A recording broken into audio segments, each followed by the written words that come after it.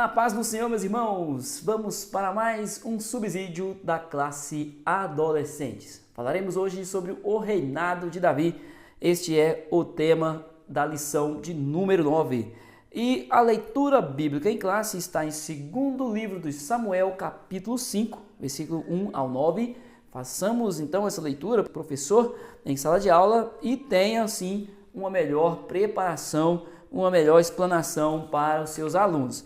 Já a mensagem principal está em 1 Crônicas 11:9, que diz: Davi foi ficando cada vez mais forte, porque o Senhor Todo-Poderoso estava com ele. Então, nós falaremos sobre Davi mais uma vez. Esta é a lição de hoje. Hoje sobre o reinado. Na lição passada, falamos sobre a unção de Davi. No momento que Deus escolheu a Davi, ungiu e cuidou dele até que ele chegasse ao reinado, que é o que nós falaremos hoje. Então, o professor, na lição de hoje, terá 3 objetivos. O primeiro objetivo é ensinar a história do rei Davi. Já o segundo, destacar a importância da adoração a Deus, o quão é importante buscar o Senhor. E o terceiro, refletir que todo pecado tem consequências e que Deus perdoa os pecadores que se arrependem verdadeiramente. Então, esses são os 3 tópicos que serão estudados na lição de hoje.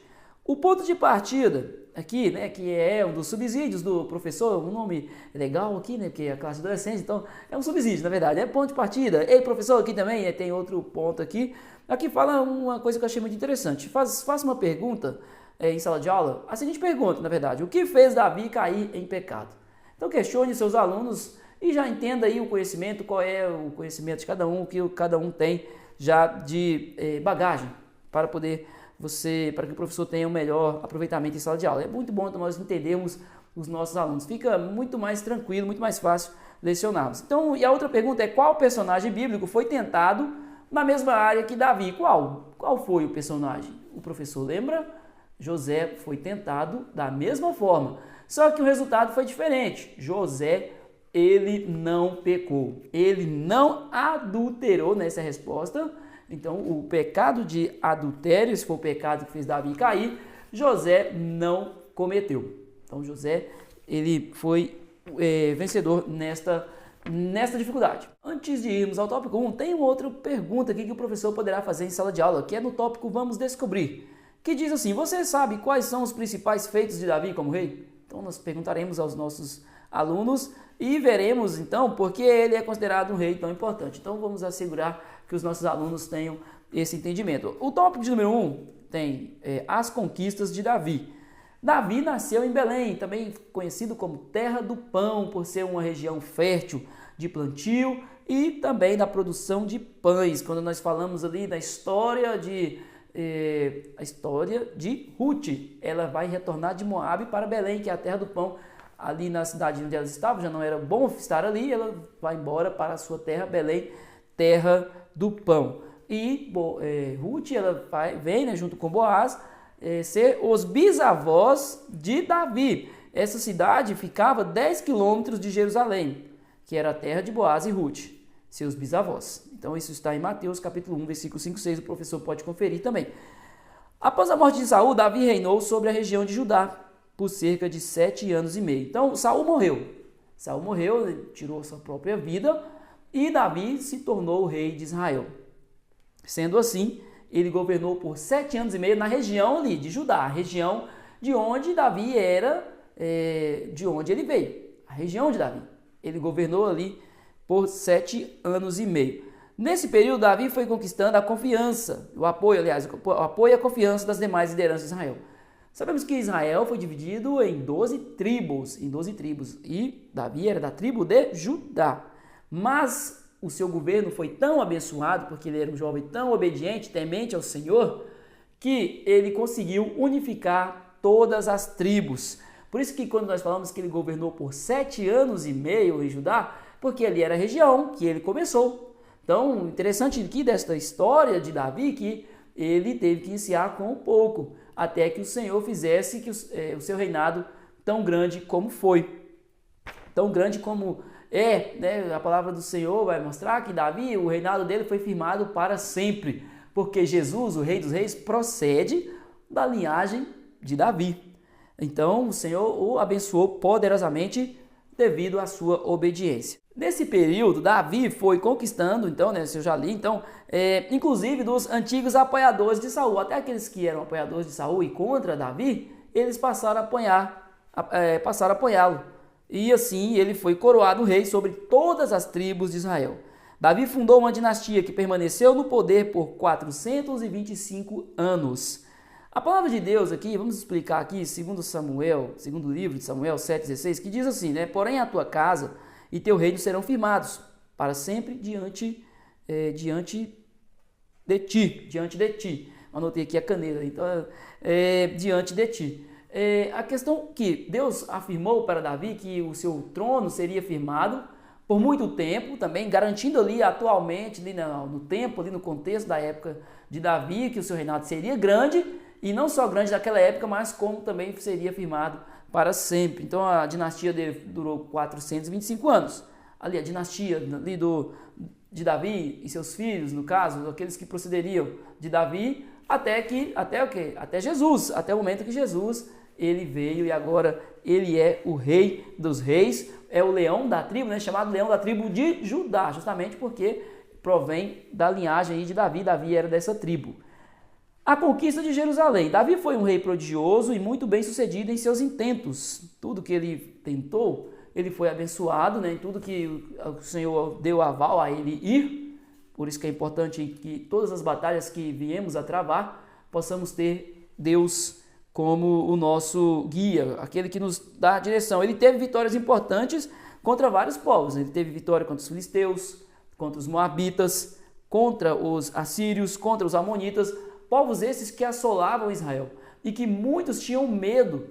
O povo de Israel tinha medo, tanto que Israel pediu justamente um rei, porque o povo tinha medo dessas nações. Essas nações, elas causaram muito dano a Israel, mas Deus levantou a Davi. Davi foi aquele que venceu todos os seus inimigos em nome do Senhor. Mediante sua experiência como guerreiro, Davi organizou um exército profissional, composto por homens de diferentes regiões. Através desta força militar organizada, ele ganhou muitas guerras. O Senhor ajudou Davi e ele formou um grande exército, um exército vencedor. É isso que Deus faz, Deus capacita. No início era somente Davi, mas ele tinha um projeto em seu coração e o Senhor abençoou e muitas pessoas fizeram parte desse projeto. Lembre ao seu aluno que Deus tem projeto na vida deles. E aquele sonho que ele tem, muitas das vezes, foi Deus que colocou no coração deles. Então é necessário que ele fale com Deus, tenha certeza que estarão fazendo a vontade de Deus. Mas que, por mais que o sonho pareça muito grande, nosso Deus é poderoso para realizar. Ele realiza, ele abençoa, então que eles possam, desde cedo, ter este amor à palavra de Deus. Ter o desejo de fazer a obra dele, por mais que pareça difícil, mas o nosso Deus dará vitória, porque o nosso Deus é maravilhoso e cuida de nós.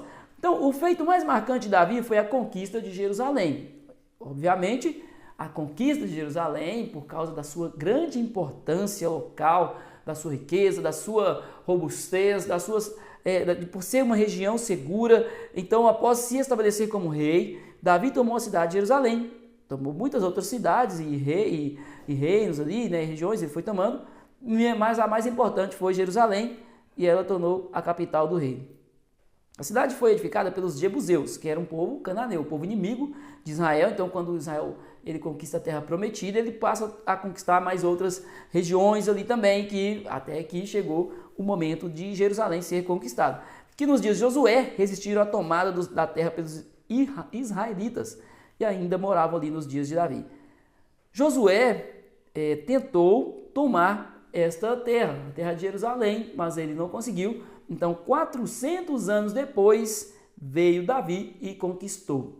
Quando chega o momento de acontecer a bênção, o Senhor, ele trabalha, o Senhor, ele faz com que aconteça. O inimigo pode até zombar. Nós vamos ver aqui que a cidade era tão segura que os inimigos, eles chegaram a zombar, falando, até essa nossa cidade é tão segura, que eles venham, foi isso que eles disseram, que eles venham, a nossa cidade é tão segura que até os cegos e aleijados conseguem defendê-la.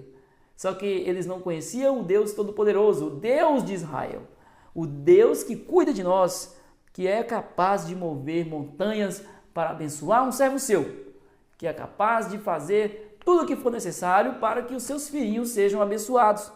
A cidade era segura aos olhos humanos, mas aos olhos de Deus, Ele tem o domínio de tudo, Ele tem o controle de todas as coisas.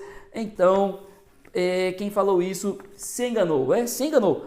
Zombaram do povo do Senhor. Ninguém zomba daquele que é escolhido de Deus. Jerusalém, então, ela era uma cidade estratégica.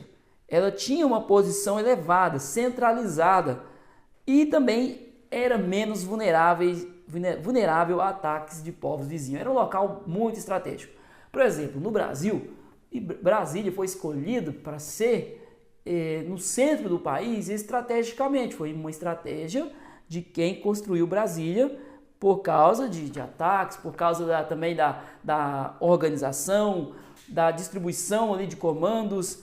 Foi por estratégia. Então o povo aqui também tinha, Deus deu essa orientação a eles e eles escolheram Jerusalém e assim conquistaram.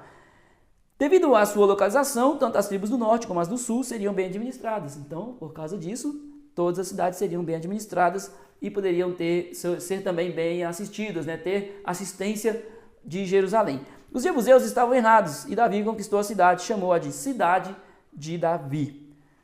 É interessante destacar que, segundo o historiador Flávio Joséfo, a cidade de Jerusalém é a mesma Salém.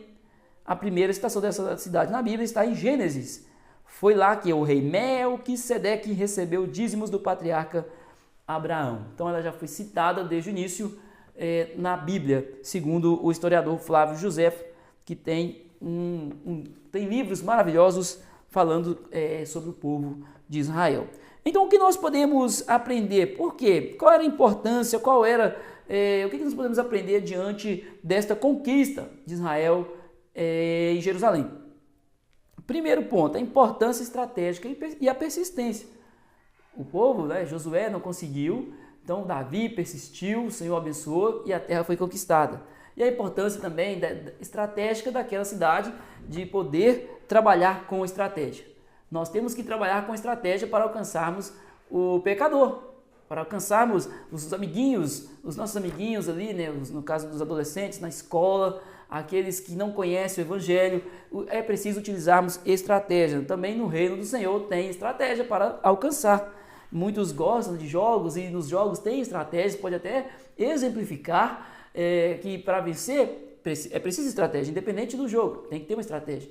E na obra do Senhor, que não é um jogo, que é a obra mais maravilhosa e perfeita, é a obra que traz a verdadeira alegria, que traz a salvação, que traz a completa felicidade, ela precisa de estratégia também. É preciso estratégia, nós aprendemos isso através dessa história.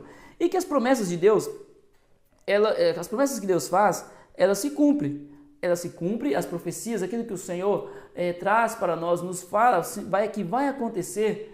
E sendo nós tementes ao Senhor, obedientes, aguardando com paciência, tudo acontece no momento certo. E o outro ponto, que essa história nos ensina a necessidade de preparação, de estarmos unidos e de estarmos preparados e unidos em um só propósito. Se tem alguém passando uma necessidade, a igreja precisa se unir.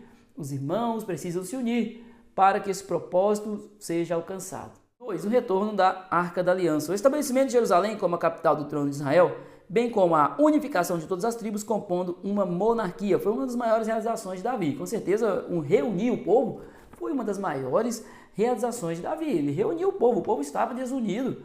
Então, um povo desunido, ele não avança, ele não cresce, ele não conquista nada. Ele só tem confusões ali entre eles mesmos. Aqueles que eram para ser abençoados, que deveriam buscar tudo em um só propósito, acabam parando na caminhada. Mas o grande feito, Davi realizou esse grande feito porque observou a vontade do Senhor, porque ele era um jovem temente a Deus, porque ele observava a palavra de Deus. Então ele conseguiu esse grande feito. Outra grande atitude de Davi foram suas tentativas de centralizar a adoração do povo de Israel na capital. Davi queria que todo o povo adorasse a Deus em Jerusalém, que todos adorassem ao Senhor na capital. Então, seguindo seus intentos, Davi trouxe a Arca da Aliança para Jerusalém.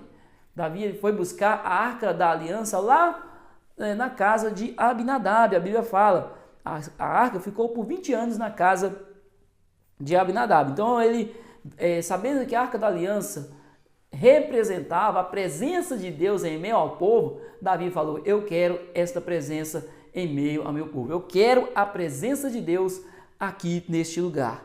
Ele escolheu isso. Ele escolheu ser abençoado. Então a arca estava na casa de Abinadab e Davi mandou buscar. E aqui tem uma história interessante nesse caminho, que a arca ela estava sobre carros de boi. De repente a arca passa em um local que faz com que a carroça penda, né, a carroça dos bois, e a arca escorrega. E Uzá, que era um dos filhos de Abinadab, que estava ali junto com Aiô, também filho de Abinadab, ele toca na arca. Ele toca de maneira indevida, porque tinha ordem, tinha ordenanças para a forma de tocar naquilo que era do Senhor. Havia ordenanças para a forma que deveria ser tratada aquilo que era do Senhor, os utensílios da casa de Deus.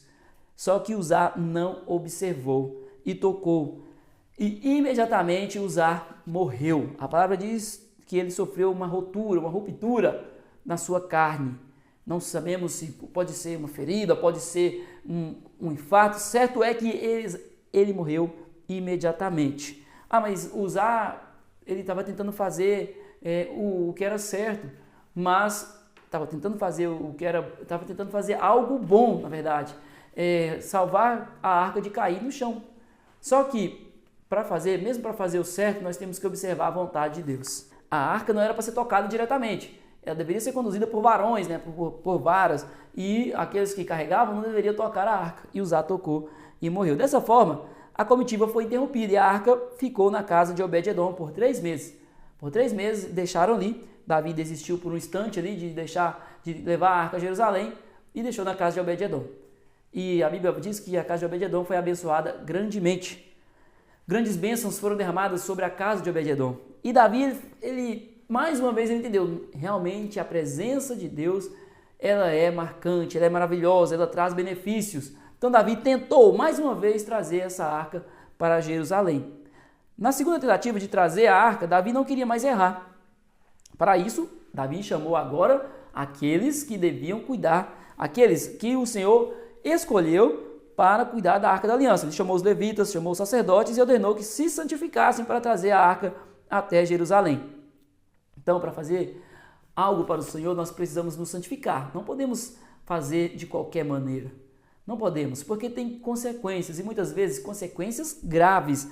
Então, nós temos que fazer com que os nossos meninos em sala de aula, meninos, entendam que, por mais que elas que queiram fazer algo para o Senhor, façam com ordem, com decência, entendendo que Deus é poderoso, que Ele requer de nós ordem, que Ele requer de nós amor, humildade, que nós possamos fazer a obra dele com amor e sabedoria, desprezando os nossos próprios interesses. Quando trabalhamos para o reino, trabalhamos para Deus. É para o reino mesmo, não é para o proveito próprio, não é para parecer, fazemos para a honra e glória do Senhor. Então, finalmente essa arca chegou em Jerusalém, fizeram corretamente dessa vez e o Senhor o abençoou. Então, quando nós fazemos o que é correto, Deus também entra em ação. E assim foi. E a arca chegou, Davi festejou, ofereceu sacrifícios ao Senhor, se alegrou na presença dele, preparou um local especial para a presença de Deus em meio ao povo de Israel. A arca foi abrigada em uma tenda que Davi havia preparado. Assim, a adoração foi estabelecida em Jerusalém. Então Davi escolheu que o seu povo pudesse adorar o Senhor. Ele estabeleceu que o seu povo adoraria ao Deus Todo-Poderoso. E para isso precisava da presença de Deus. Então ele buscou a presença de Deus e conseguiu levar a arca de Deus que representava a presença de Deus em meio ao povo. Não é como hoje, que nós temos direto acesso ao Pai, que podemos orar e falar com Deus. Não, antigamente, antes de Jesus morrer na cruz por nós, o povo precisava adorar em um local específico. Agora nós podemos adorar em qualquer lugar, desde que seja em espírito e em verdade, ou seja, com sinceridade de coração, com singeleza, com humildade de coração. 2. Um grande erro de Davi. Havia um período em que os reis saíam para guerrear. Neste período, Davi preferiu ficar em seu palácio e enviou o general Joabe em seu lugar. Então, na época de Davi, os reis pelejavam. Só que Davi escolheu ficar no seu palácio, talvez para desfrutar das suas riquezas, daquilo que ele tinha do bom e do melhor, né? Talvez ele pensou, a vida é curta, eu preciso aproveitar. Então ele ficou no seu palácio ocioso, em vez de ir lá pelejar em nome do Senhor. Escolher ficar parado, escolher não fazer a vontade de Deus quando nós podemos, pode nos custar muito caro.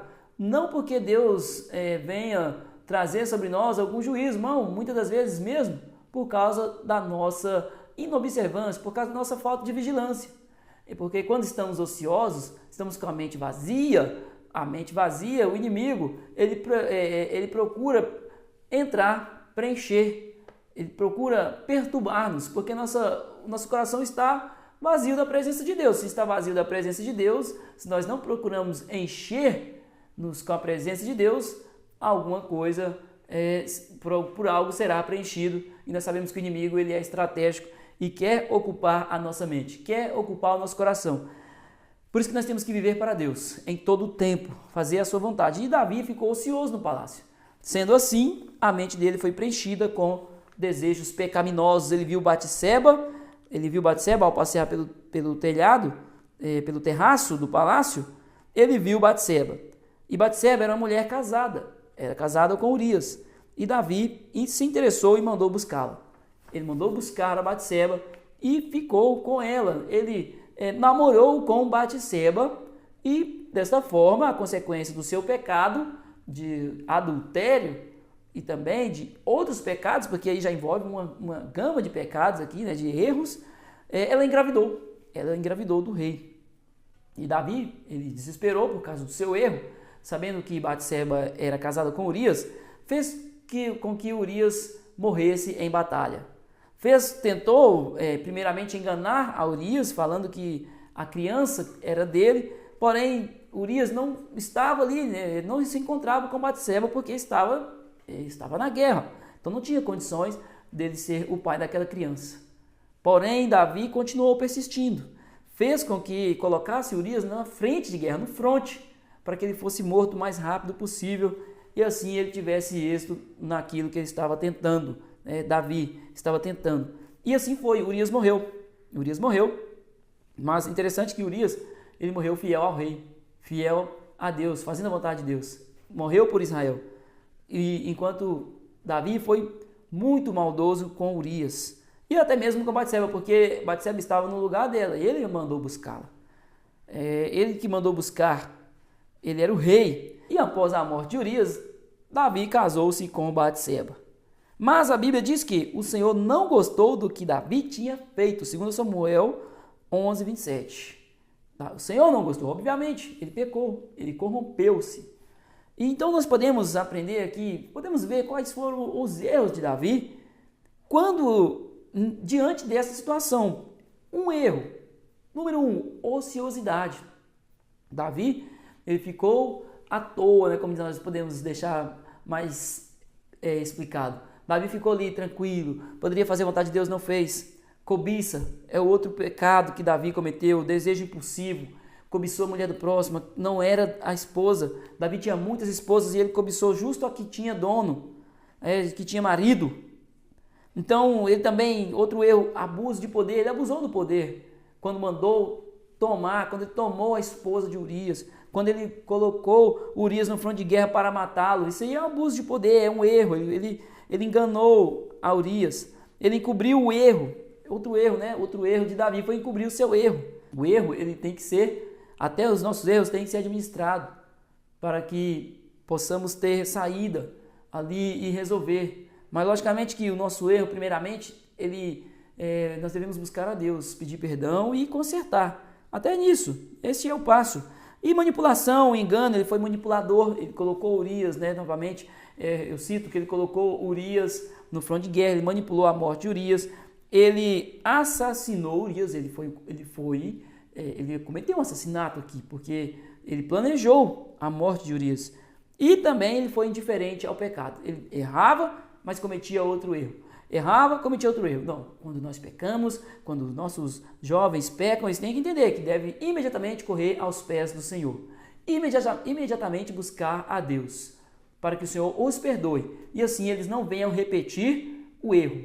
Porque quem repete o erro está em pecado. E quem está em pecado não tem a presença de Deus. Quem não tem a presença de Deus não tem a cobertura do Senhor, não tem a graça de Deus, não tem paz, não tem alegria, tem angústia, tem dificuldade, tem problemas de saúde e muitos outros problemas. Aí começa por causa do pecado. O pecado traz várias consequências, não vou citar aqui, porque é bem claro que o pecado traz consequências para a nossa vida. 3. Mesmo assim, Davi, homem segundo o coração de Deus. Mesmo assim, Davi foi o homem segundo o coração de Deus. Por quê?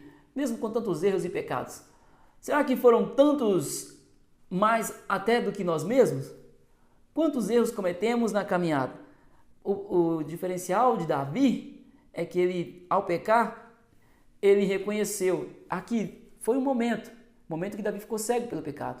Mas em um determinado momento ele reconheceu que estava errado. É isso que faz nós sermos homens segundo o coração de Deus, porque nós nos arrependemos dos nossos pecados e queremos mudar. E mesmo em meio às lutas, e mesmo em meio ali buscando força, estamos fazendo certo, buscando, não desistindo da caminhada. Então, o profeta Natan, ele confrontou o rei Davi, falando para ele. Ele utilizou-se até de uma parábola que é muito interessante, a história de dois homens, um que era rico e possuía muitas ovelhas, e que tomou a ovelha de outro homem que era pobre e possuía apenas uma.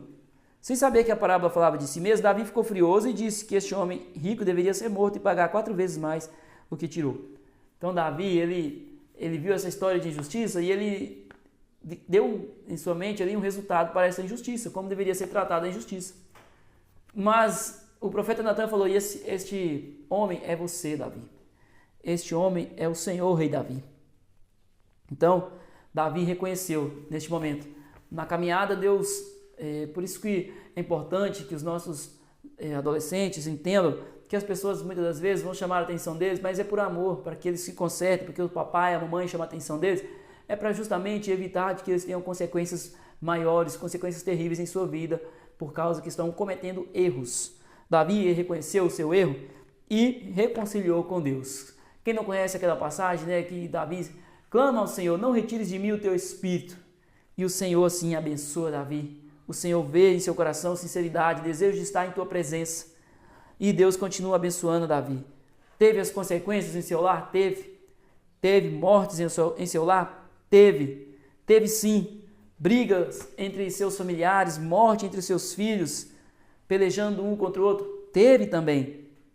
Mas o Senhor deu vitória a Davi, mesmo em meio às lutas. Um fato que nós devemos entender, que nossos adolescentes devem entender, que o pecado, Jesus morreu na cruz em prol de nós, pecadores, em prol dos nossos pecados, porque a depender dos nossos pecados nós estaríamos mortos. Mas eles têm que entender que um pecado gera uma consequência também hoje. Deus perdoa, mas o pecado tem a consequência. O pecado tem a consequência. Se eu falo mal do meu irmão e meu irmão fica triste, isso já é uma consequência. Mas aí já tem mais consequências. O irmão poderá nos perdoar e eu perdoar o meu irmão, mas aí o relacionamento está abalado. Esta é uma consequência, por exemplo. Deus tem misericórdia de quem confessa seus pecados e os abandona. Deus é misericordioso. Ele foi bondoso novamente com Davi. Davi foi identificado como um homem segundo o coração de Deus. Por quê? Por causa da sua fé. Por causa que ele confiava no Senhor. Por causa que ele era dependente do Senhor. Porque ele se arrependeu com sinceridade. Ele arrependeu de todo o coração. Porque ele era humilde. Foi humilde em reconhecer o seu erro. Porque ele foi obediente e amava a palavra de Deus, e porque ele tinha um coração voltado a Deus. Este foi Davi, homem segundo o coração de Deus, o segundo rei de Israel. Mas porque o primeiro fez exatamente o contrário de Davi, foi desobediente à voz de Deus. Mas Davi foi obediente, temente, e o Senhor o abençoou poderosamente. Que nós possamos formar adolescentes que sejam adoradores em espírito e verdade, como Israel, como Davi teve essa preocupação em fazer com que o povo fosse adorador, e também possamos ajudá-los a serem homens segundo a vontade de Deus, reconhecendo seus erros e procurando não errar mais, e terem as suas vidas santificadas, crescerem no caminho do Senhor e serem mais que vencedores. Amém? Que Deus possa abençoar os nossos professores, em nome de Jesus, que tenham uma boa lição, que Deus possa usá-lo poderosamente, em nome de Jesus, e que o Senhor continue te fortalecendo, meu irmão. Não desista desta caminhada. eu estou na caminhada há um bom tempo e eu sei que muitas das vezes bate em nós a tristeza, bate em nós a dúvida, mas Deus é contigo. Deus é conosco e te dará forças. Mas não desista. Persevera. Confia no Senhor. Deus é contigo. Deus te abençoe em nome de Jesus. Por favor, deixa o seu like aí, se inscreve no canal para fortalecer este trabalho também, que nós possamos alcançar mais pessoas através do Evangelho de Cristo, porque Cristo é quem salva, é Cristo quem liberta, é Cristo quem morreu na cruz por nós. Glórias a Deus.